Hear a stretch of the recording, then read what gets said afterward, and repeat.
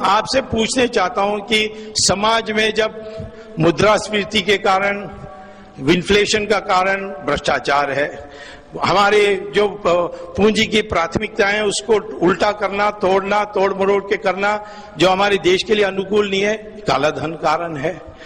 और यहां तक कि इस पैसे के कारण चुनाव का यानी दोषित होना, वो भी तीसरा कारण है। दुनिया भर के कुकर्म किया जाती है। और इलेक्ट्रॉनिक्स वोटिंग मशीन जो बनी है उसमें जो माइक्रो कंट्रोलर है वो कौन बनाता है? वो जापान बनाता है, जापानीज कोई कंपनी बनाती है।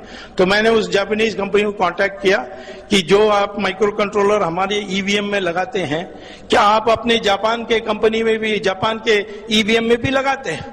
तो उसने कहा हम कोई पागल हैं, हम तो ईवीएम नहीं उपयोग करते हैं, हम तो बैलेट पेपर में चलते हैं।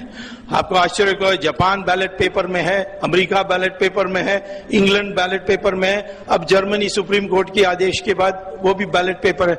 सिर्फ हमारे देश में ये इलेक्ट्रॉनिक मशीन की उपयोग की जा रही है।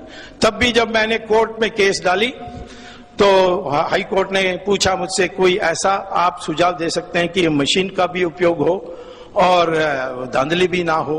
तो मैंने उनको कहा कि जैसे एटीएम मशीन में आप पैसा लेते हैं तो रिसीट आती है, वैसे वोट के लिए बटन दबाने के बाद एक रिसीट आनी चाहिए जिसमें लिखा होना चाहिए किसको आपने दिया, किसको आपने बटन दबाया। और उस चिट को बाहर ले जाना नहीं चाहिए, उसको बगल में एक बॉक्स में ही डाल देना चाहिए। उस बॉक्स में डालने के बाद जब कोई विवाद आती है तो उसी की वो पर्चा की गिनती होगी, मशीन में दोबारा बटन नहीं दबाई जाएगी।